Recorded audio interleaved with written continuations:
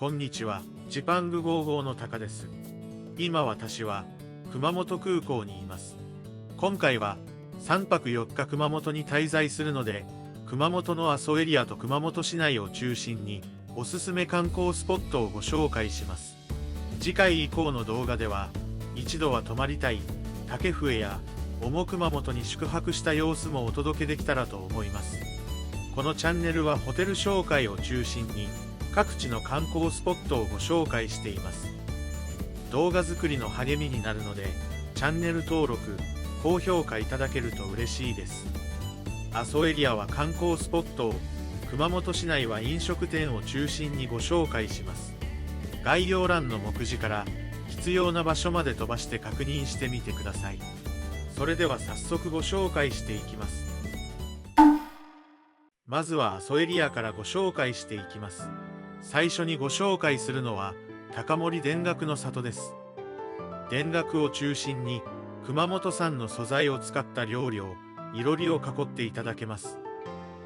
今回は2月に訪れたので、阿蘇エリアにはまだ雪が残っていましたね。熊本空港からは車で45分ほどの距離です。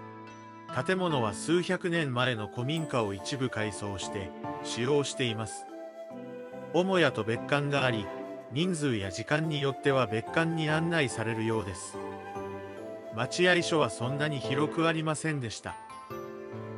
事前予約が可能なので、早めに予約した方がいいかもしれません。店内は古民家雰囲気たっぷりで、懐かしさとエモさを感じます。大きないろりもあり、何人かで囲って食べる場合もあるようです。料理はこちらのいろりで焼いていきます。基本セットメニューになっており、種類が違ってきます。どれも美味しい熊本産の食材を使っており、どれにしようか悩んでしまいました。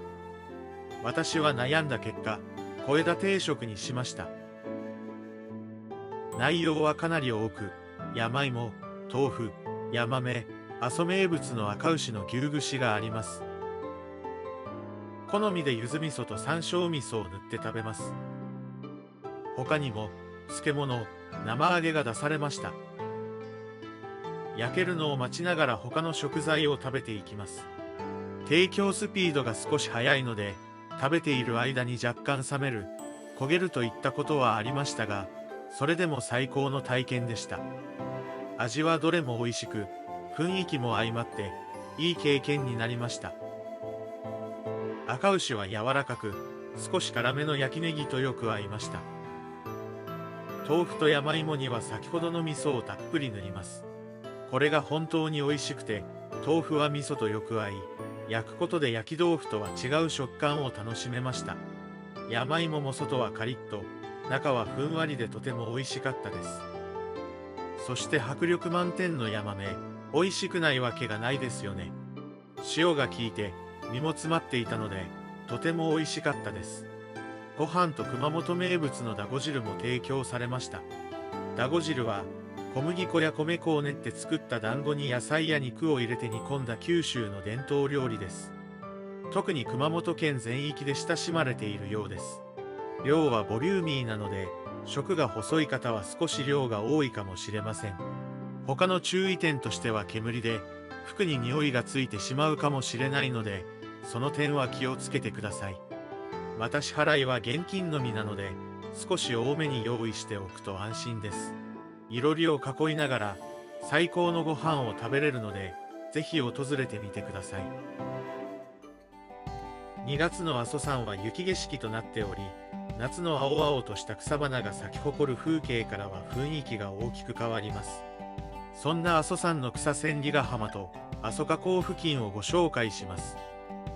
空港から車で45分ほどの場所にあります。こちらが阿蘇河口付近にある草千里ヶ浜です。標高約1100メートルの高さにあり、放牧された馬が悠々と歩く姿や、噴煙を上げるダイナミックな阿蘇中岳が見渡せます。夏は緑が鮮やかに輝き、厳冬期には幻想的な白銀の世界に包まれています。夏の様子はよく見ますが、冬の銀世界はあまり見ませんね。季節ごとに違った表情が楽しめるので、とても雄大で綺麗です。駐車場の上にある展望台からは山々を一望することができます。冬の朝はマイナスになる日も多いので、地面の凍結などに注意が必要です。車で来られる方はスタッドレスかチェーンを着用しないとスリップしてしまうので注意してください。草千里ヶ浜にはお土産店や飲食店、博物館などもあるので、休憩がてら立ち寄っても楽しめると思います。阿蘇エリアは広く、山を降りた麓には熊本名物を提供する多くの飲食店があります。後ほどそちらもご紹介できたらと思います。それでは場所を移動して阿蘇河口付近に向かいます。阿蘇河口付近にはバスのターミナルなどがあります。草千里ヶ浜からは車で8分ほどの距離です。草千里ヶ浜河口付近は阿蘇駅から連絡バスも運行しているので、車を持っていなくても来ることが可能です。さらに上の河口付近に向かう場合はこのターミナルで乗り換える必要があります。河口付近に向かえるかはその日の火山活動によって変わり、入れる場所と入れない場所があるようです。繁栄に時間差があるようですが、ネットでも確認できるので事前に調べてから訪れてみてもいいかもしれません。今回は C エリアのみ除雪作業が完了すれば見学可能のようです。開門まで待つ間、ターミナル内のお土産を見てみたいと思います。熊本名物が多く取り揃えられていました。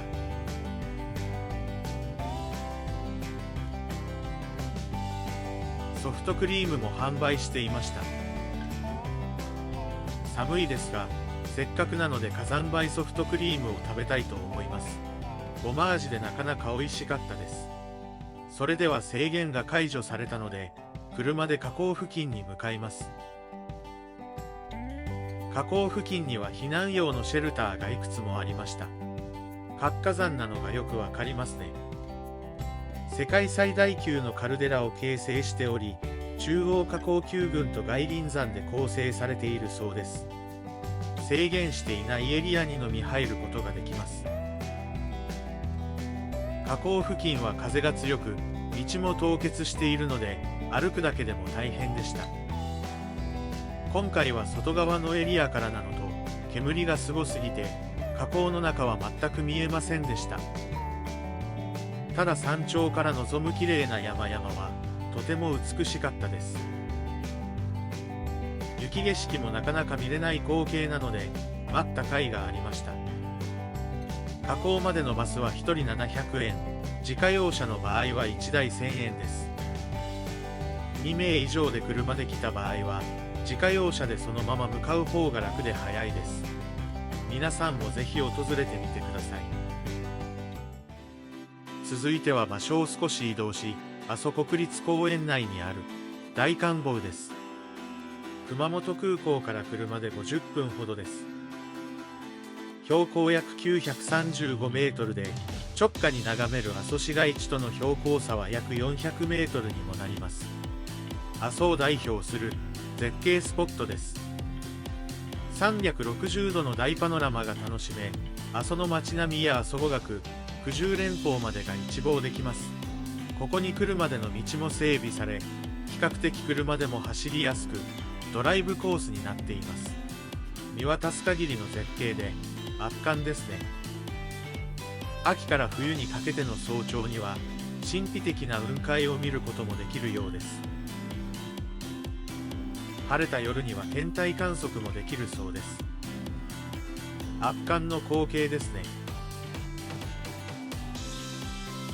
駐車場から全体を一望できる場所までは少し距離がありますが、道も舗装されているので歩きやすいと思います。近くにはお土産店もありました。中には牧場の加工食品や果物がありました。お菓子や高菜なども販売していました。軽食も販売しているので小腹が空いても安心ですね。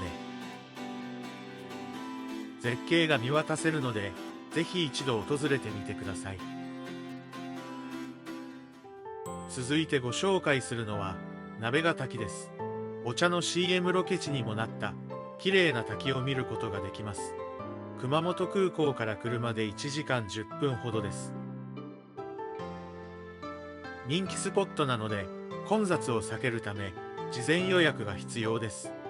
当日予約も可能ですが、時間を指定する必要があるので、その点注意してください。火砕流で埋め立てられた川が美しい水のカーテンのような滝を作り出しているそうです。滝までの道は舗装されていますが、階段の上り下りがあるので注意してください。冬に訪れると凍っている滝を見れるそうです。私が訪れたタイミングでは半分くらい凍っていました。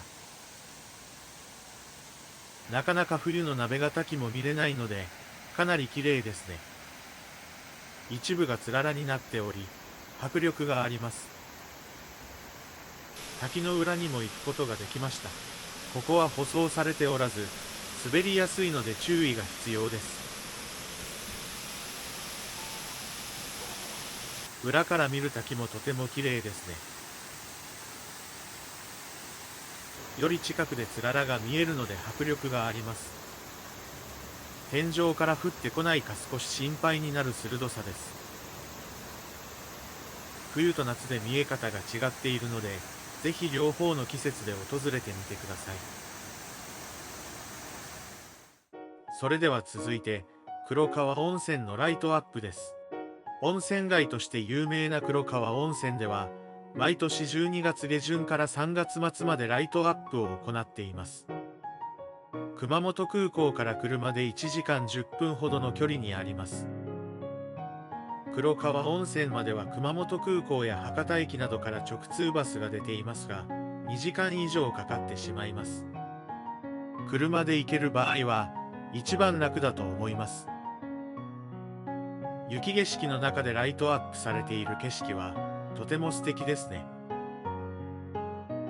川沿いに沿って球体状のマリ道路を約300個と高さ2メートルほどの筒道路を自然の景観に溶け込むように配置してあり、17時から21時半まで点灯します。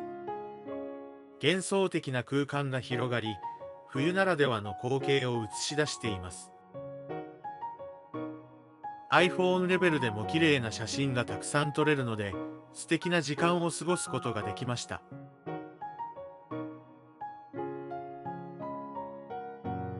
黒川温泉は全体が古き良き温泉街になっているので、街を歩いているだけでも趣があり、楽しめると思います。入浴手形もあり、25カ所の温泉から好きな温泉3つを選んで入ることができます。黒川温泉全体が一つの旅館という考え方で、いろんな宿の温泉を楽しむことができます。ライトアップの時期に訪れる方は、温泉を楽しみながら素敵な時間を過ごしてみてください。続いては赤牛丼で有名な今金をご紹介します。空港からは車で40分ほどの場所にあります。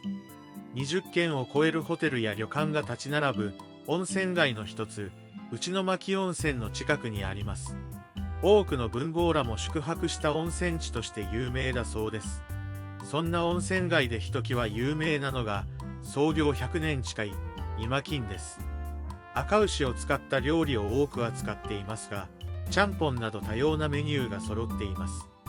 今金専用の無料駐車場はありますが、数が少ないので、私はすぐ近くの有料駐車場に停めました。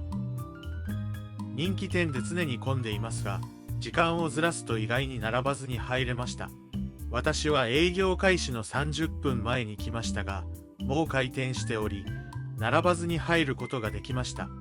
1階と2階に席があり、冬だからか、こたつになっていました。民家を改装したようなお店でしたが、意外に広く、ステンドグラスなどもありました。伝票が赤牛のようになっており、かわいいですね。メニューも豊富で、赤牛以外にもいろいろありますね。常連の方はちゃんぽんや高菜チャーハンを頼むそうです。英語メニューもあり、海外の方にも人気のようですね。私は赤牛丼にしました。レモン入りスープと漬物が一緒についてきます。とても美味しそうですね。味は肉が柔らかく、とても食べやすくて美味しいです。油が多くなく、さっぱりしていて食べやすいです。わさびと温泉卵はよくお肉と合っていました。カルビのような油っぽさはないので、そのようなお肉を求めている人には物足りなさを感じるかもしれません。カルビと違って胃がもたれないので、何杯でも食べれてしまいそうですね。この店舗はかなり人気で、昼時だと1時間から2時間待つこともあります。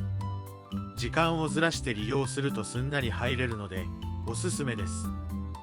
他のメニューも美味しそうなものばかりだったので、また訪れて他のメニューも試してみたいですね。皆さんも近くに来たら立ち寄ってみてください。それでは阿蘇エリアから熊本市内に移動してきました。熊本市内は美味しい飲食店が多いので、飲食店を中心にご紹介したいと思います。熊本市内は熊本空港からバスで50分、車で40分ほどの距離にあります。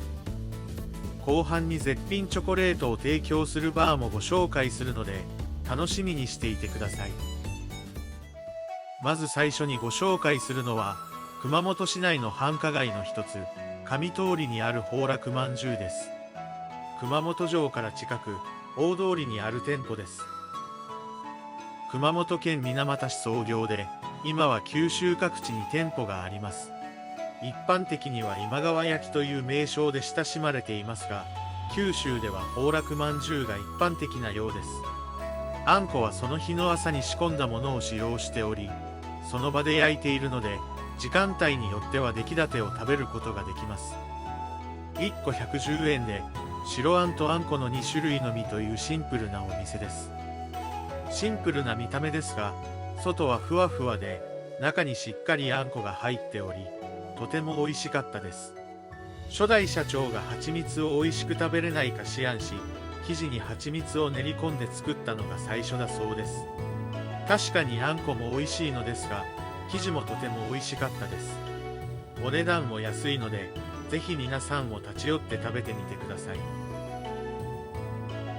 続いては熊本名物のいきなり団子が有名な大福堂です。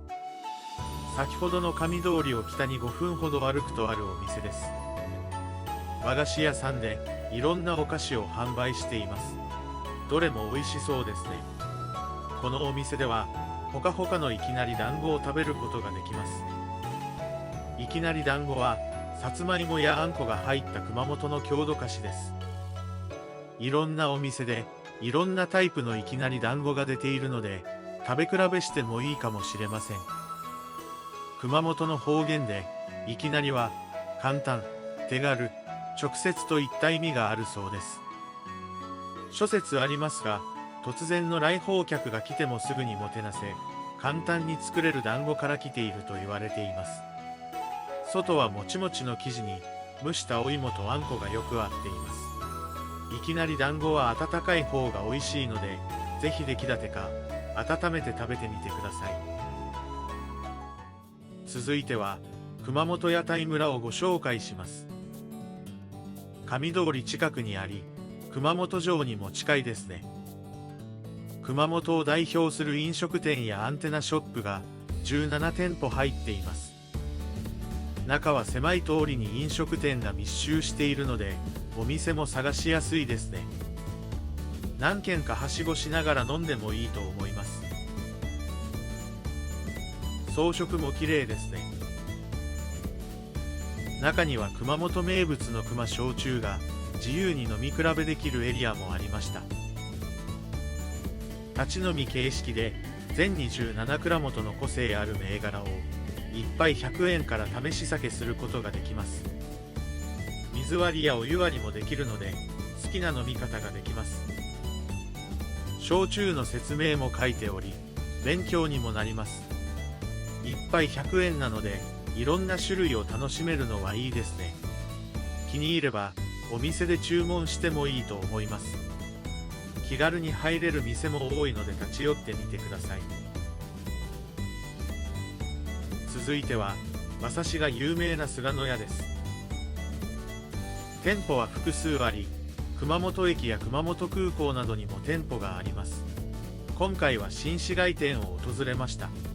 ディナーの時間帯は混雑するので、休みの日などは予約しておいた方が安心だと思います。提供している馬刺しのクオリティが高いことが有名です。馬刺しも部位によっていろんな料理があるようですね。コース料理もあり、馬刺しを堪能したい方はいいかもしれません。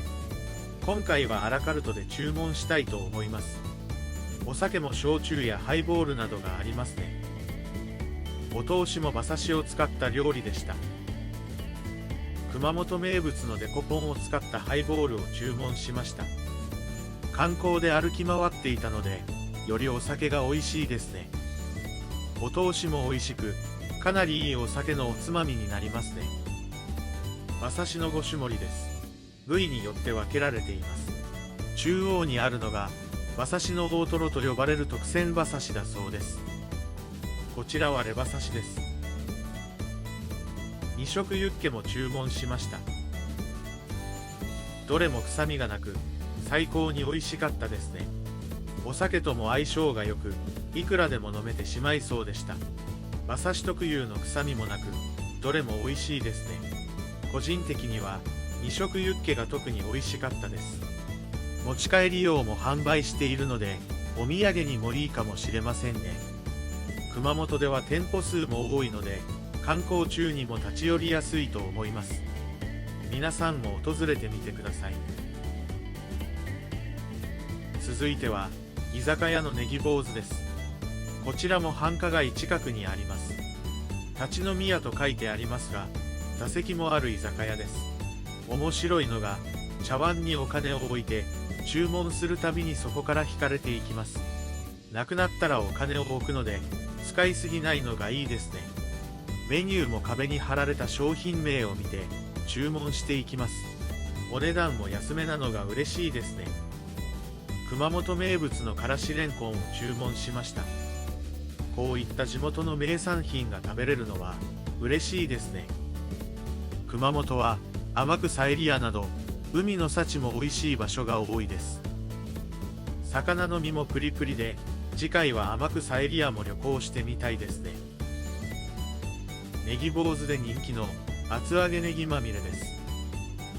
これは人気なだけあってかなり美味しかったです。味も美味しいながら全体的に安いので気軽に立ち寄れるお店ですね。今回2人で3000円もせずに3品から4品とお酒2杯を注文できたのでコスパがいいです。店内はそんなに広くなく席数が少ないのでその点注意してください。それでも近くに来たらぜひ立ち寄ってみてください。続いてはチョコレート&カクテルバーセプティグラスです。先ほどの菅野屋新市街店から徒歩で数分の場所にあります。バーなのですが絶品チョコレートを食べることができます。店内はバーと思えないほど明るくテーブル席もありました。カクテルもチョコを使ったものが多くどれも美味しそうです。旬のフルーツを使ったカクテルもありどれにするか悩んでしまいますね。通常のカクテルもあるので甘いものが苦手な方も楽しめます。チョコレートやドライフルーツなどもおつまみで置いています。私は一番人気のショコラキャラメルにしました。もう一つはイチゴとホワイトチョコレートを使ったカクテルです。どちらもとても美味しかったです。甘すぎずお酒なのですがとても飲みやすかったです。お酒が苦手な方でもデザートとして飲めそうですね。おつまみは4種類のチョコレートセットにしました。これがどれも美味しく感動してしまいました。チョコの名前が書いた紙もいただけました。塩キャラメルや熊本県産レモンを使ったチョコなどがありどれも美味しかったです。このチョコはお土産としても持ち帰れるようになっており1つ260円ほどでした。最近は1粒500円以上するチョコが多い中、それらと遜色のない味でこの値段はかなり感動でした。チョコレートはお店手作りなので、作った数がなくなると新しい味になるそうです。なので同じような味には出会えないかもしれず、一期一会のようなチョコレートでした。甘いドリンクとチョコが合うのか心配でしたが、どちらも美味しすぎて関係なかったですね。お通しもチョコレートケーキという徹底ぶりでした。このチョコレートケーキも甘すぎないので、お酒と一緒に食べても違和感がありませんでした。こんなに甘いものを食べてるのに全くもたれないので、バランスがちょうど良かったです。一つ懸念点として挙げるのであれば、私たちが訪れたタイミングでは一人の店主かスタッフが回していたので、混んでくると少し待ち時間が長くなるかもしれません。早めに訪れた方があまり待たないかもしれませんね。チョコレートがあまりに美味しかったので、お土産に購入しました。冷蔵で2週間ほど持つらしいので、皆さんもよかったら購入してみてください。続いては熊本ラーメンの小紫です。先ほど紹介した宝楽まんじゅうの通りがある上通りにあります。三大熊本ラーメン店の一つで、創業1954年の老舗店です。店内は昔ながらのラーメン店といった感じでしたが、結構広めでした。有名人の色紙も多く飾ってありました。メニューも豊富で、通常ラーメンが690円から提供しているのが嬉しいですね。今回はシンプルなラーメンを注文しました。熊本ラーメンはスープがさっぱりしており、とても食べやすかったです。お腹いっぱいでも、これなら食べれちゃいそうですね。他にも三大熊本ラーメンは国定、ケイカラーメンがあるので、食べ比べしてみても面白いかもしれませんね。続いては、雪花三宝です。ミシュランガイドビブグルマンにも掲載された有名なお蕎麦屋さんです。先ほどの上通りから裏道に入った場所にあります。店内はテーブルとカウンター席がありました。蕎麦は温かいものや冷たいものがあり、鴨蕎麦や一品料理などもありました。今回私は日本酒がついた蕎麦前セットにすることにしました。まずは酒の魚3種盛りです。どれも日本酒に合いそうな一品料理ばかりですね。昼間から日本酒を飲みながら一品料理を食べるなんて贅沢な時間です。味はどれも美味しく、日本酒がよく進みました。一通り食べた後に自分のタイミングでお蕎麦を注文できます。お蕎麦はざる蕎麦です。日本酒の締めに蕎麦がいただけるのは最高ですね。このお店のお蕎麦は自家製製粉をその日必要な分だけ蕎麦打ちするそうです。すっきりしていてお蕎麦も美味しかったです。そんなお店で昼飲みをしてお蕎麦を食べてみてはいかがでしょうか。最後にご紹介するのは熊本城です。意外に知られていないですが、熊本市役所の14階無料展望台からは綺麗な熊本城を見ることができます。熊本地震の復興作業は現在も進んでおり、完成は2050年頃を予定しているそうです。土日祝日も専用入り口から迎えるので、ぜひ訪れてみてください。熊本城の前にはお土産店や飲食店が立ち並んでおり、にぎわいを見せています。熊本城の前とミュージアムの前のどちらかでチケット購入ができます。熊本城単体は800円、ミュージアムとセットだと850円だそうです。今回は時間がなかったので、熊本城のみ訪れます。時間のある方はミュージアムも訪れてみてください。熊本城は1607年に加藤清正が当時の最先端技術を用いて築城しました。1877年の西南戦争では激戦地の一つとなり、その歴史に名を刻んでいます。お城では無料のガイドツアーも1日6回行っているようです。45分ほどで案内してくれるので、時間がある方は参加してみてください。こちらが熊本城の天守閣です。戦後天守閣が復元され、当時の輝きを今に伝えています。天守閣の中は博物館になっており、熊本城の歴史を今に伝えてくれています。加藤清正は築城の名手だったほか、熊本市内の水田開発も行いました。おかげで今では阿蘇の豊かな水で、美味しい作物、川魚、果物、肉が取れるようになりました。また南蛮貿易も積極的に行い、熊本城はその資金をもとに築城されたそうです。模型やイラストを用いて分かりやすく説明していました。証拠はありませんが、籠城戦に備えて壁にかんぴょうを練り込むなど、食べられる城になっていたという伝承もあるようです。脱出ルートもあり、外に抜けられるようになっていました。熊本城は島津を抑える意味もあったので、常に戦闘を意識した作りになっていたようです。上に登っていくと、近代の歴史になっていきます。西南戦争の激戦の様子も映像などを用いて紹介しています。かなり見どころ満載ですので、ぜひ訪れてみてください。